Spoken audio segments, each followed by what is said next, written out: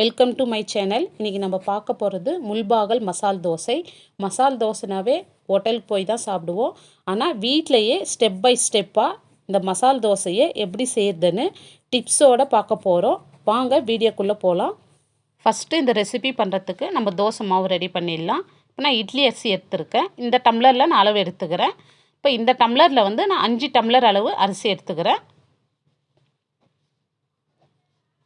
இப்போ 5 டம்ளர் அரிசிக்கு 1 டம்ளர் வந்து உளுத்தம்பருப்பு பாருங்கள். 1 டம்ளர் நல்லா இந்த மாதிரி உருட்டு உளுந்தாக எடுத்துங்க. இப்போ இதை வந்து இதோடு சேர்த்துடலாம். இப்போ அதே டம்ளரில் அரை டம்ளர் அளவு அவல் சேர்த்துடலாம். இப்போ அரை ஸ்பூன் வெந்தயம். நம்ம எடுத்துருக்கிற அரிசியோட அளவு பார்த்திங்கன்னா அரை கேஜி தான். அதுக்கு தகுந்த மாதிரி நான் பருப்பு சேர்த்துக்கிறேன். இப்போ 2 ஸ்பூன் கடலைப்பருப்பு சேர்த்துக்கலாம். இப்போ 2 ஸ்பூன் துவரம்பருப்பு. இப்போ இந்த துவரம்பருப்பு சேர்க்கறதுனால தோசை வந்து நல்லா மொறுமொறுனும் ரொம்ப டேஸ்ட்டாகவும் இருக்கும். இப்போ இதில் தண்ணி சேர்த்துட்டு அரிசியை நல்லா கழுவி எடுத்துக்கலாம். பாருங்கள், கழுவியாச்சு. இப்போ தண்ணி சேர்த்துட்டு 6லேருந்து ஒரு 7 மணி நேரம் நல்லா ஊறட்டும்.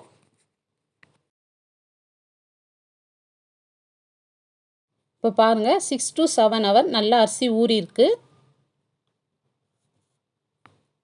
இப்போ நான் மிக்சியில் தான் அரைக்கிறேன். அரைச்சிட்டு பேருக்கு உங்களுக்கு காமிக்கிறேன். பாருங்கள், மாவு அரைச்சாச்சு. இந்த மாதிரி 2 பாத்திரத்தில் மாவு எடுத்து வச்சுருக்கேன். இந்த மாதிரி ஃப்ரீயாக இருக்குனாங்க புளிச்சு வரத்துக்கு மாவு. இப்போ இதில் வந்து மாவுக்கு தேவையான அளவு உப்பு சேர்த்துக்கலாம். இப்போ உப்பு சேர்த்து நல்லா மிக்ஸ் பண்ணி விட்டுக்கலாம். இப்போ நல்லா மிக்ஸ் பண்ணிவிட்டு ஓவர் நைட் அப்படியே இருக்கட்டும்.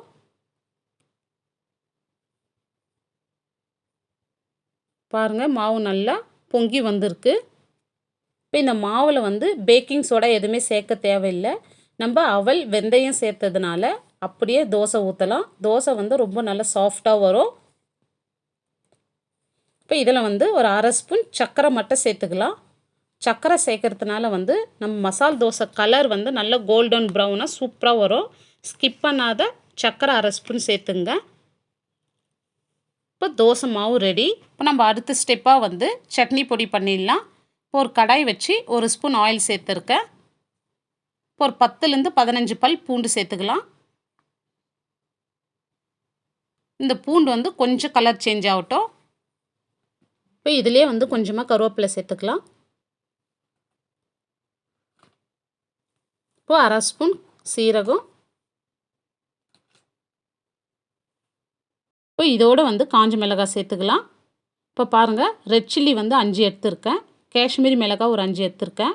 நீங்கள் வந்து காஷ்மீரி மிளகாய்க்கு பதில் வந்து ரெட் சில்லியே சேர்த்துங்க, உங்கள் காரத்துக்கு தகுந்த மாதிரி. இப்போ இந்த மாதிரி சின்ன சைஸ் அளவு புளி எடுத்துருக்கேன்.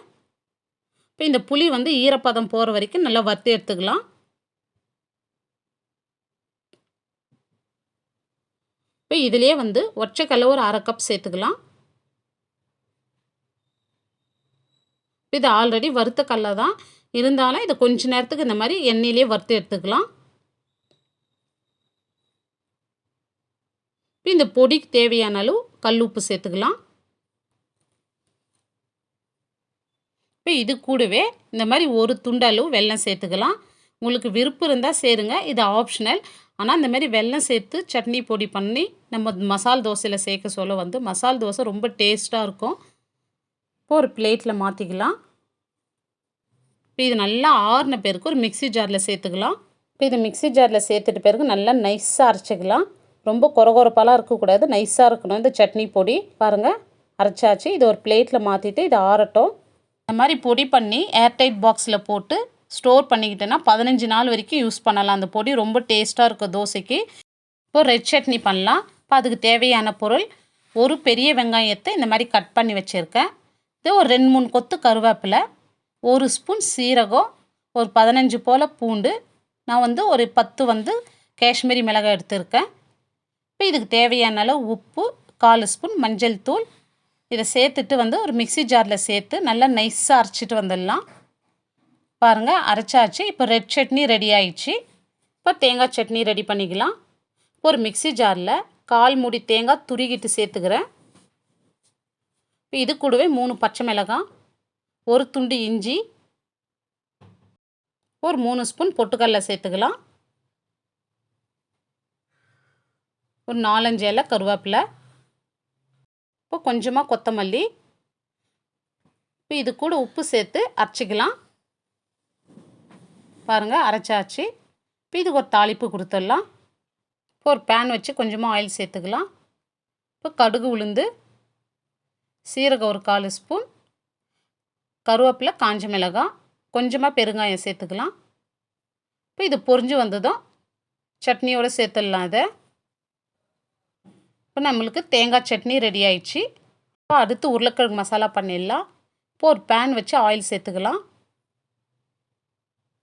1/2 ஸ்பூன் கடுகு, 1 ஸ்பூன் கடலைப்பருப்பு, 4 ஸ்பூன் சீரகம், ஒரு காஞ்ச மிளகாய் இந்த மாதிரி கிள்ளிட்டு சேர்த்துங்க, 2 பச்சை மிளகாய், கொஞ்சமாக கருவேப்பிலை.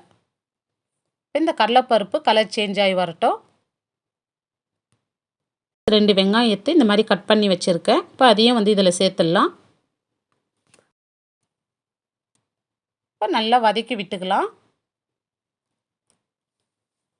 இப்போ இது ரொம்ப வதங்கணும்னு அவசியம் இல்லை, ஒரு பாதி அளவுக்கு வதங்கினா போதும். இப்போ இந்த அளவுக்கு வதங்குனதும் ஒரு 1/4 ஸ்பூன் பெருங்காயம் சேர்த்துக்கலாம், 1/4 ஸ்பூன் மஞ்சள் தூள். இப்போ இதை நல்லா மிக்ஸ் பண்ணி விட்டுக்கலாம்.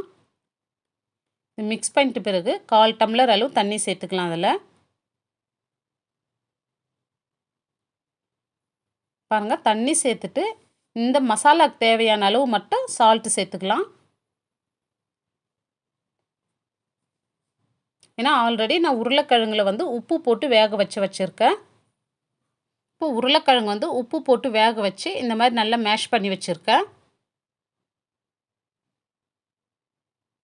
இப்போ இந்த உருளைக்கிழங்கு இதோட சேர்த்துடலாம்.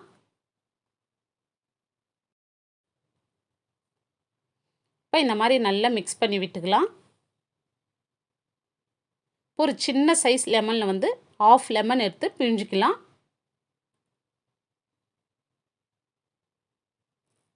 இப்போ இதிலே பொடியாக நறுக்குன கொத்தமல்லி, இப்போ இதை சேர்த்துட்டு நல்லா மிக்ஸ் பண்ணி விட்டுக்கலாம்.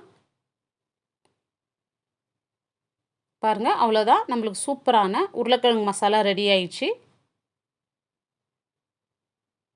பாருங்கள் எவ்வளோ சூப்பராக ரெடி ஆயிடுச்சு. இப்போ மசால் தோசைக்கு ஸ்டெப் பை ஸ்டெப்பாக ஒவ்வொன்றா ரெடி பண்ணிட்டோம். இப்போ ஒரு தவா வச்சுருக்கேன், சூடேறட்டும். சூடேறந்தோம் இப்போ தோசை ஊற்றிக்கலாம். மீடியம் ஃப்ளேம்லேயே வச்சுட்டு இந்த மாதிரி தோசை ஊற்றிங்க.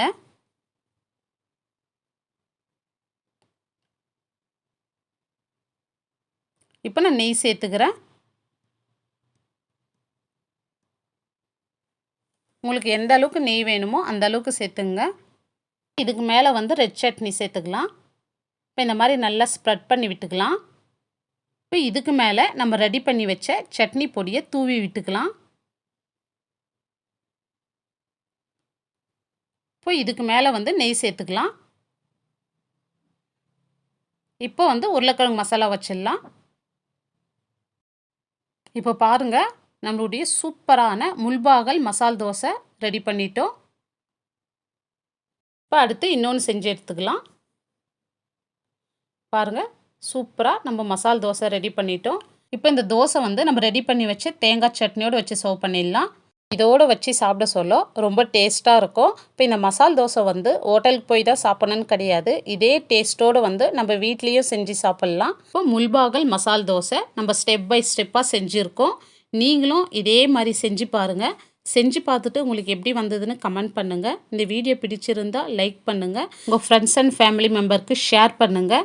நம்ம சேனலை சப்ஸ்கிரைப் பண்ணாத பார்த்துட்டு இருந்தீங்கன்னா சப்ஸ்கிரைப் பண்ணிவிட்டு பெல் ஐக்கானை கிளிக் பண்ணிங்க. தேங்க்ஸ் ஃபார் வாட்சிங்.